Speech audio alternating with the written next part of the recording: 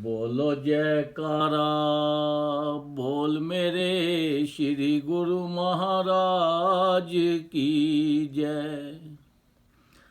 सच्चे मन से जो करे अपने गुरु का ध्यान, पड़े नहीं विपदा कभी जीवन हो आसान। श्री गुरु महाराज की जय। गुरुमुखो, महात्मा जी किसी गांव में गए हुए थे तो वहाँ पे उनके बहुत सारे भगत रहते थे। जब उन्होंने बोला कि शहर को जाना है उस नगरी से, तो उन्होंने पूछा कौन सा रास्ता छोटा है। उन्होंने बोला कि देखो ये रास्ता लंबा है, यहाँ पे लगेंगे 3 घंटे, और ये जो दूसरा रास्ता है यहाँ पे लगेगा 1 घंटा। और इस रास्ते पे सबसे बड़ी प्रॉब्लम ये है कि एक अजगर रहता है और जब भी मौका पाके वो निकल जाता है, तो इसलिए इस रास्ते से लोग नहीं जाते, सबको डर लगता है। महात्मा जी ने बोला चलो आज इसी रास्ते से चलेंगे। उन्होंने बहुत महात्मा जी को रोका, पर महात्मा जी ने बोला कोई बात नहीं चलो।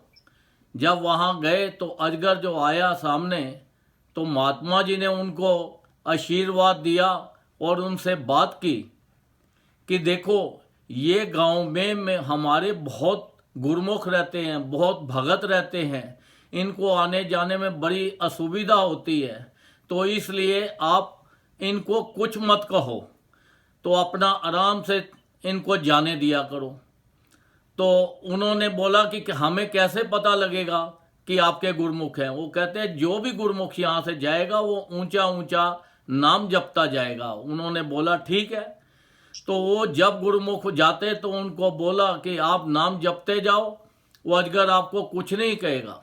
तो सारे गुरमुख उनका वहाँ से जब भी जाते तो ऊंचा ऊंचा नाम जपते, और अजगर जो है वो कुछ नहीं कहता, वो अपना आराम से बैठा रहता।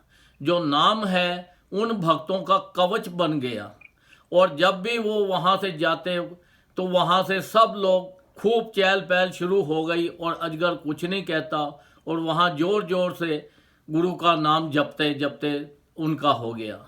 देखो गुरु नाम में कितनी महिमा है।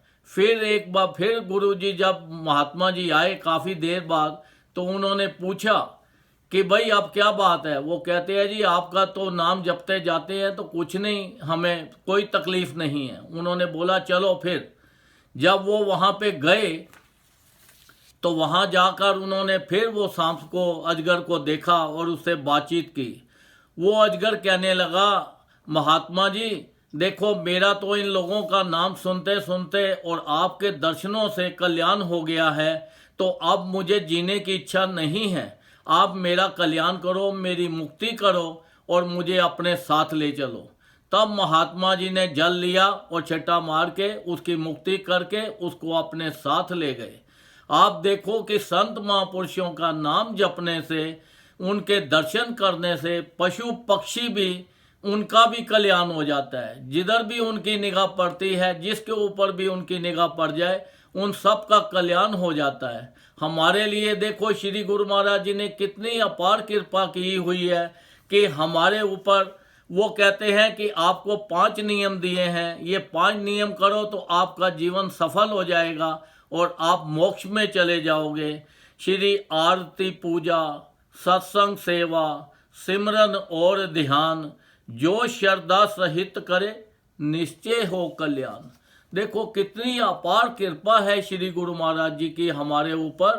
तो इसलिए जो भी है अपना उठते बैठते चलते फिरते उनका भजन करते जाओ, और अपना लोक भी सुखी कर लो और परलोक भी सुखी कर लो। बोलो जयकारा, बोल मेरे श्री गुरु महाराज की जय।